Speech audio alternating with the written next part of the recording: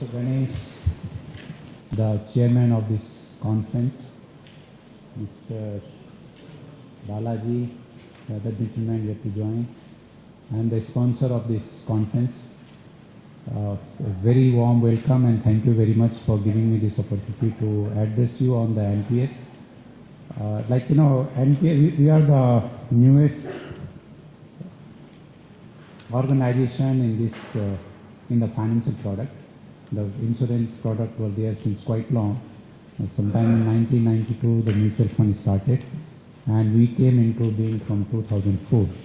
Now I have a small presentation, basically because this being a new product, so I thought it is absolutely necessary for every participant to know what exactly is NPS and how has it been progressing, what is the architecture of NPS, what are our expectations from the market participants, I being from the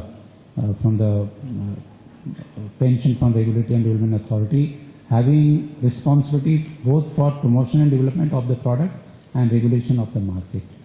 Now, this is the overview. Like I talked about the pension sector, the entire pension sector in this country, then the social welfare schemes. Pension is one of the social welfare schemes. There are others also. And then the NPS architecture. I will tell why NPS was started, and then the benefits, enrollment process, coverage, challenges, and then towards then expanding the distribution network. This is the main thing. So basically, as for the main topic is concerned, I will be more a listener and to know what exactly, the market participants think about distribution of NPS rather than teaching the thing. Because you know where the soup pinches, you know what product sells, what doesn't sell. You are the eyes and ears, you are the face of the regulator as far as the subscriber is concerned. We come to know about the subscriber's intention, aspirations, about the product through you.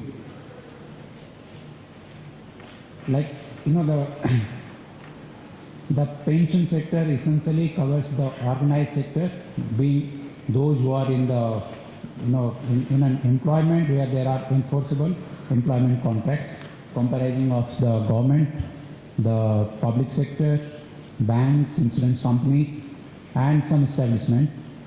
And then there is the unorganized sector.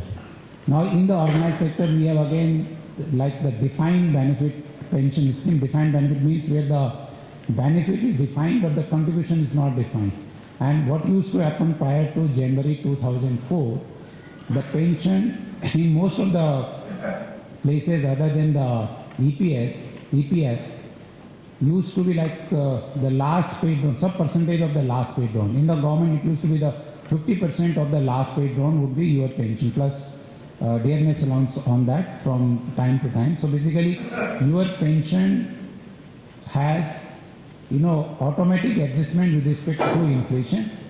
So it is adjusted it is indexed to inflation, and it is also indexed to periodic wage revision. As and when the pay commission revises the pay structure, the pension is also revised.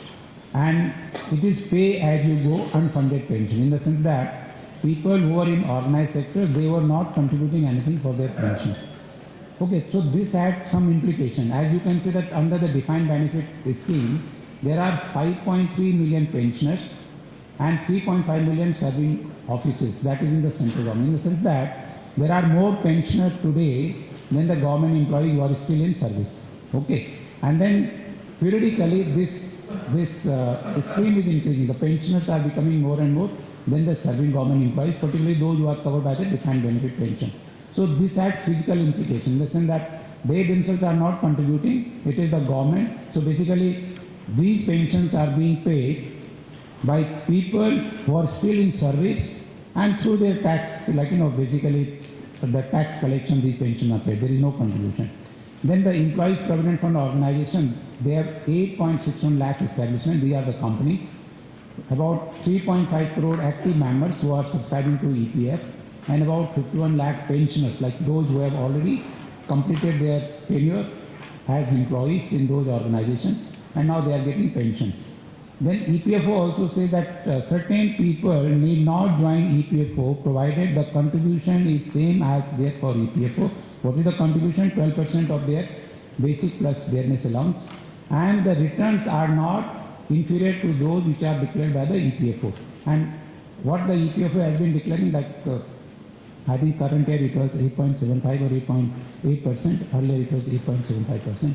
So this is the return. So as long as you are contributing the same what the EPFO asks, that is about 12%, and your returns are not less than what the EPFO announces from year to year, you can manage the fund on your own. So as a result, there are quite a few exempt funds also, but run on the basis of the EPFO. Then there are superannuation funds, in the sense that some companies are allowed to set up their own funds and manage on their own, and invariably they get, they set up these funds as a trust, get tax exemption from the Department of Revenue for those trusts, and like exemption for the contribution by the employer plus contribution by the employees. Then occupational pension provider, they are coal miners, Assam tea planters, Jammu and Kashmir Provident Fund and Siemens Provident Fund. They are basically the, like by virtue of people's occupation in these organizations, they are also covered by the pension fund. Then in January 2004 to be precise, the national pension system, earlier it used to be called new pension system. Now it is called national pension system. Since January 2004, 1st January 2004. Primarily, why this was introduced? Number one, to address to the fiscal stress of the government. Like government is paying pension to these people, which is increasing year after year. If there is a shortfall in the current revenue, then the current expenditure, so you are essentially financing these pensions through borrowings. Okay, if you are like most of you are from the financial sector, you know this fairly well. If the current revenue is less than current expenditure, you are meeting part of your current expenditure through borrowings. And if this continues for many years, then what is happening is you are borrowing for your current expenditure, which will be paid by your future generation. So you are essentially pledging the future of your children for your current consumption. Okay, so it has intergenerational ramifications.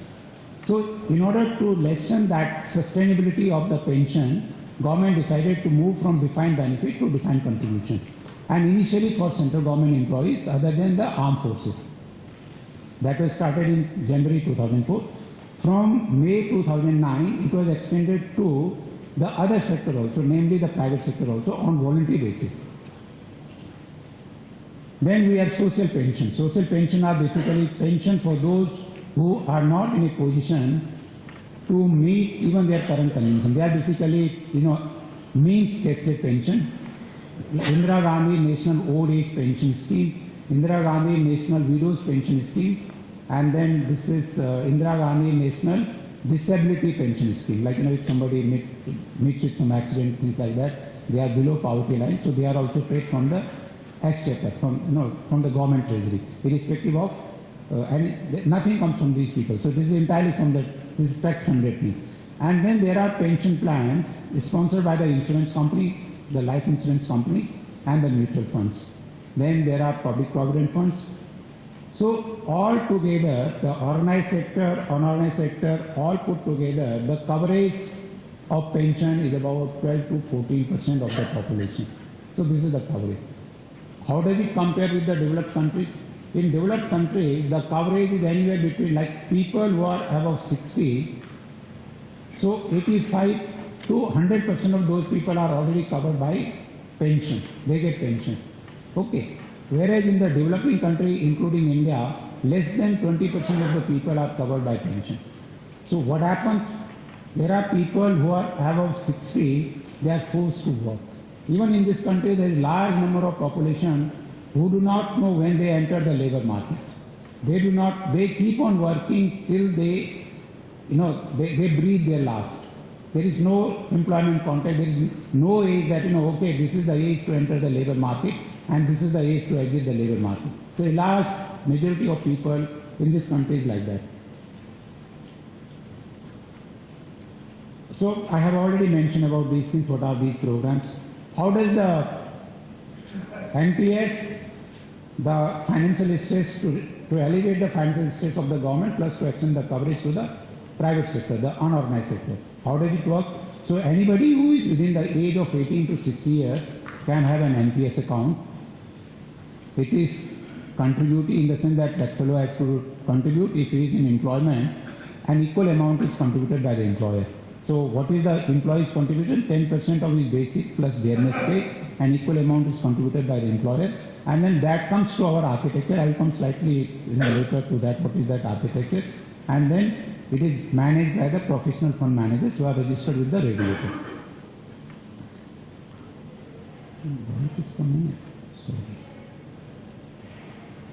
This is the, like, who are the player in the NPS? There are central government employees, there are state government employees, there are all citizens, and there is NPS Life. As for the central government and state, because this Pension Fund Regulation and Development Act is basically central legislation. So it was mandatory for the central government employees. It was also extended to the state government to decide whether they would like to join or not. And most of the states have already joined. So all those who have joined NPS, for them also it has become a mandatory scheme. As of now, there are only 3 states which have not yet joined. They are Tamil Nadu, West Bengal and Tripura. Tamil Nadu has switched over from the defined benefit pension to defined contribution pension. But that money they are managing on their own as of now. Tripura and West Bengal are yet to switch over from the defined benefit to defined contribution. How it works for the central government employees, there is something called due and drawing officers, and there is something called pay and accounts officers. So basically, as and when the payroll is prepared, the pay and accounts office deducts the employee's contribution to NPS from his payroll, makes an equal contribution from the employer, that is from the government, and uploads that money to our system. We have something called trustee bank. So that money goes to the trustee bank, and the record goes to the central record keeping agency. The same thing happens in case of the state government. They have something called Directorate of Treasury and then state government employees. As far as all citizens is concerned, it could be individual subscriber, it could be the corporates. If it is corporate, it's also work on the same pattern, like the officer who is in charge of disbursing the salary of the corporate employees will deduct from their salary their NPS contribution, upload it on the system, and then in case of the individual, they have to join the system through somebody called points of presence, and they are banks and non-banking finance companies spread all over the country. Then NPS Lite, this is basically the feature optimized platform where actually the system works in the same manner, but the subscriber is not given all the facilities which are given to other NPS subscribers in the sense of seeing the statement, sending the card, things like that, in order to make it slightly cheaper. So basically for the NPS Lite and Atal Pension Yojana, the system is slightly different, not in terms of return and management of the funds. In the NPS value chain, if we move from left to right, there is something called the subscriber. The subscriber, if he happens to be from the government sector, he joins through his POP, through his pay and accounts officer. If it is a private sector fellow, he joins through the POP, which is a bank or non-bank financial institution, which is registered with the regulator as points of presence. Today we have about over 76 POPs with their about 70,000 offices across the country. So all the public sector banks, all the private sector banks, a large number of non-banking finance companies are our POPs. So basically, the POP gets the application from the subscriber, processes it, sends the data to the central record keeping agency, somewhere in between you can say central record keeping agency, and the money goes directly to the trustee bank. Okay, so say there is a company which is employing 10 people. At the end of the month, these 10 people's record is compiled. Each one of them is given a permanent retirement account number, PRAN, and then they will make a statement that Mr. Sachin sir, this is his plan, this is his monthly contribution, employer contribution, and then that contribution, that file goes to the record keeping agency and the money goes to the trustee bank. They match and book. They say, okay, against this particular transaction, this much money has come. Once that they match and book, then the money is passed on to the fund manager. And then because the individual can tell in his application how the funds have to be managed.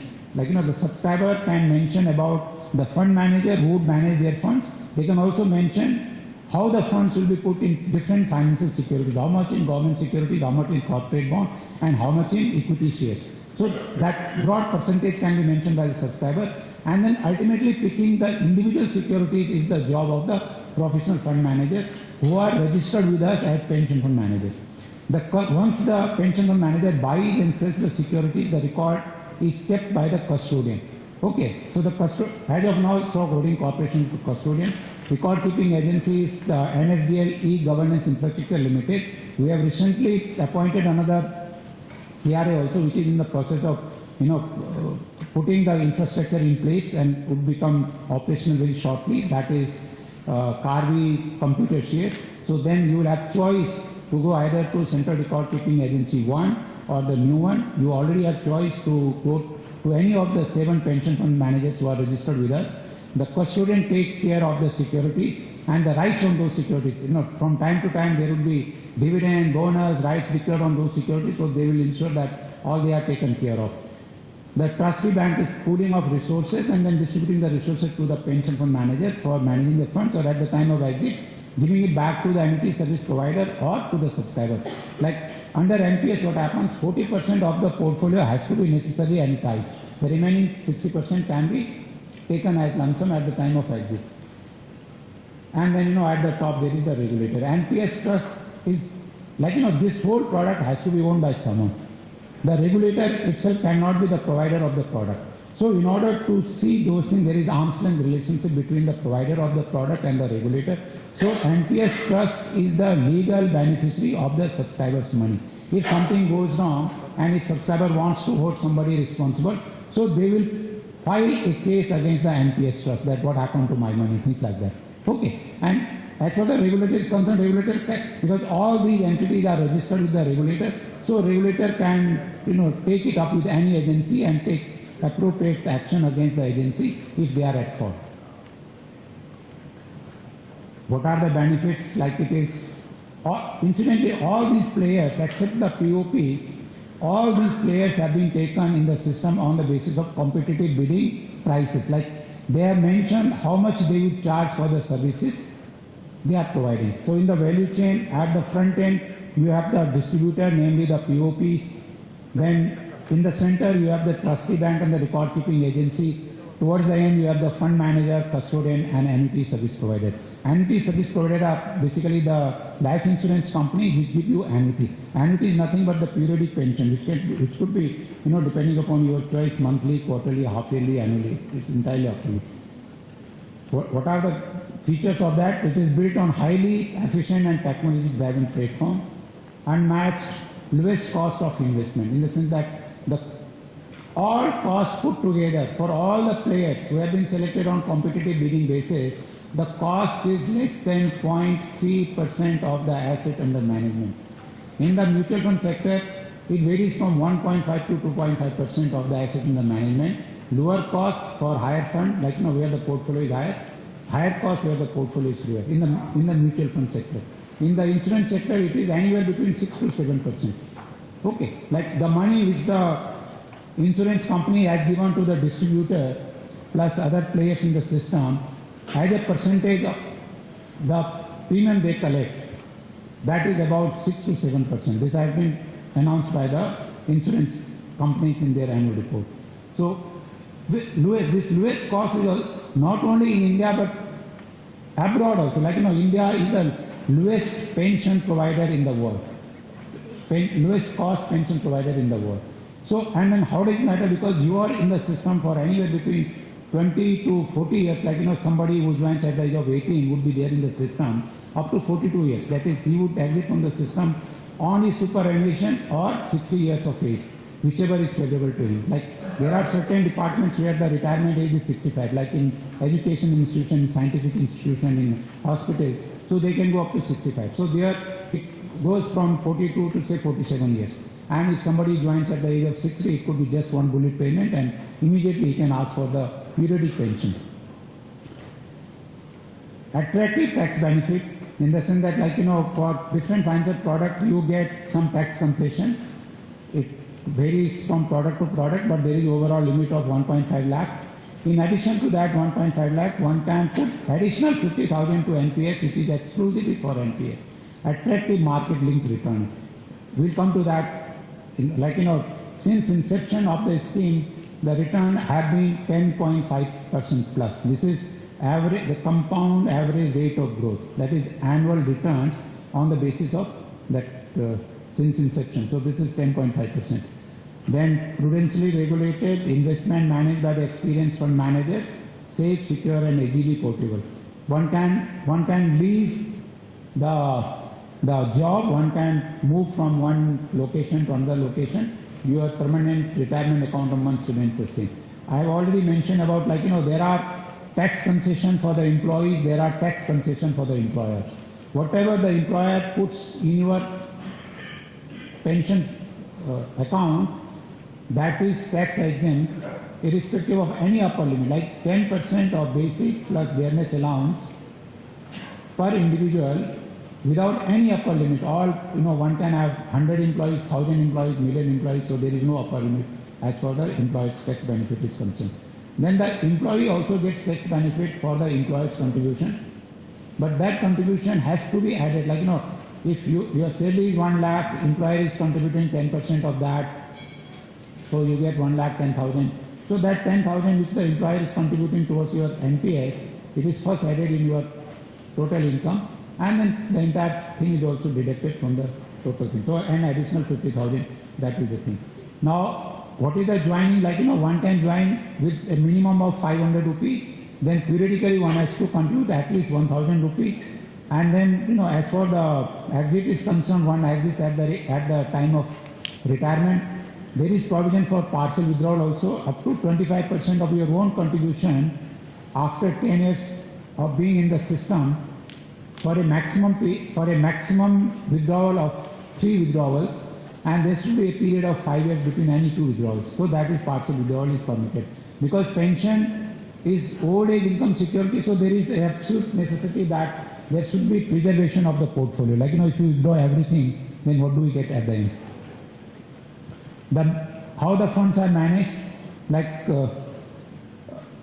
one can decide about the composition of the different asset classes, equity, corporate bonds, government securities.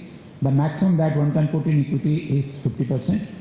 And then there is also a life cycle fund, we call it default option. If somebody is not in a position to decide the composition of assets, then it goes by his or her age.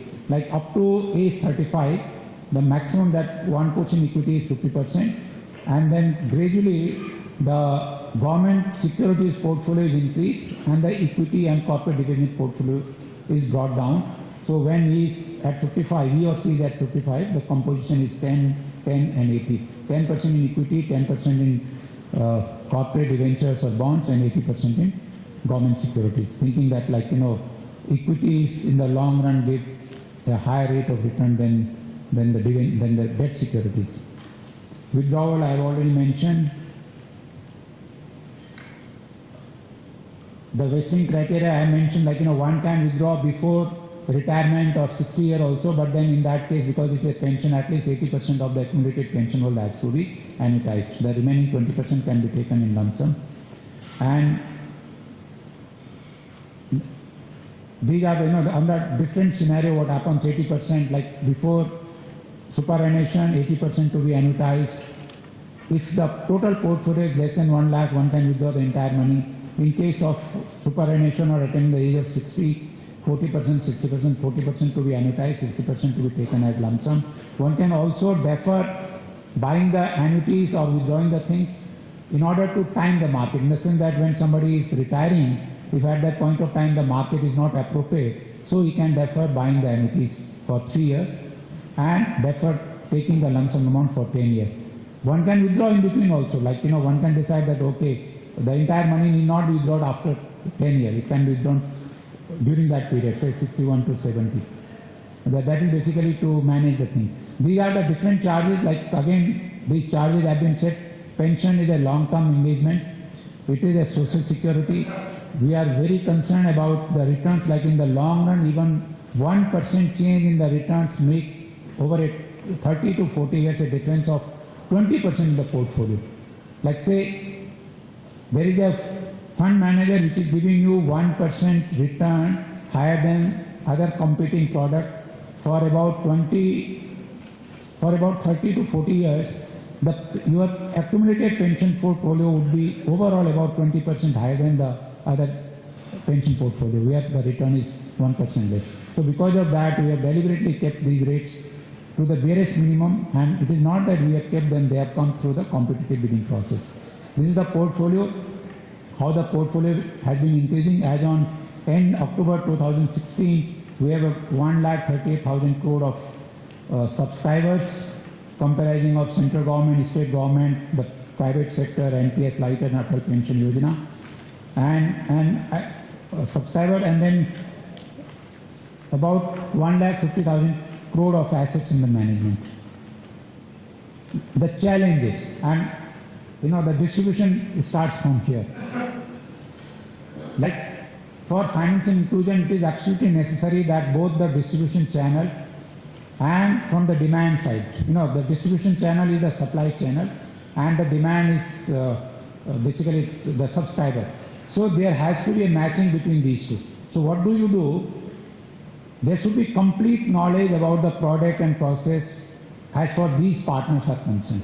Okay, the distribution, whomsoever are in the distribution, they should have complete knowledge about the product, the features, the process of joining it. And similarly, the gentleman who wants this product, he should have complete knowledge about the product, how to join it, the financial literacy, how it works. Then they meet together and then the transaction, clicks. If it is missing, then the transaction will not take place. Now, how to make it, that the transaction clicks? Training, capacity building of the distribution channel, last mile outreach.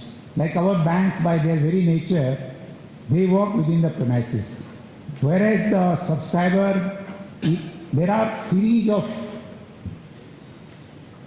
studies done both in this country and abroad which say that everybody wants to save for their old age income security.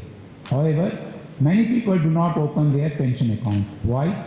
Either through, sheer inertia or lack of awareness. Now, it means saving for old age income security is already there in their subconscious. Now, this is for the distribution channel to bring that desire from their subconscious in their conscious mind to help them in getting the account open.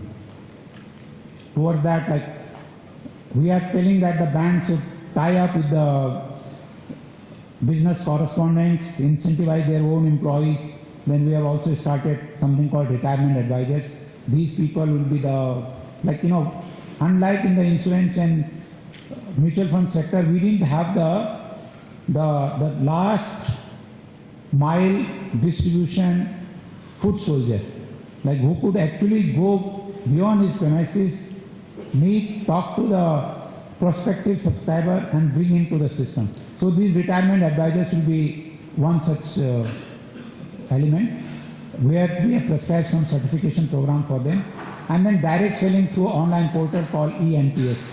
Then trust and confidence in the system is absolute necessary. Unless, because your engagement is there for 20 to 40 years, so people should have full trust in the system, in the infrastructure, in the mapping, and the people sitting behind that system, that mapping, that infrastructure.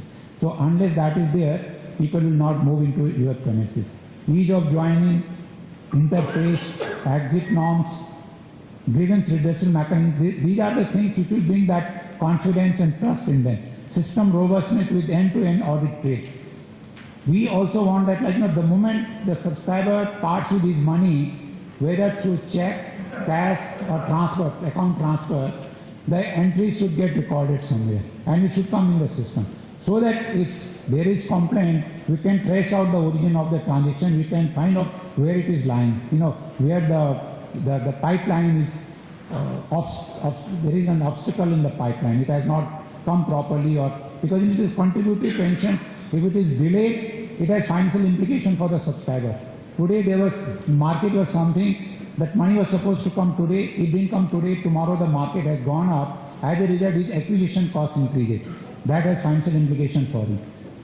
Similarly, at the time of exit, if today market was very good, his application was not processed properly, tomorrow market has gone down, as a result the realization would be much less than what it would have been otherwise. So all these things, and then of course tax parity between other competing products. So this is all what we are doing with I have left the last slide basically for other gentlemen to address it, and I will be very happy to respond to some of the queries that people might be having there. Thank you very much.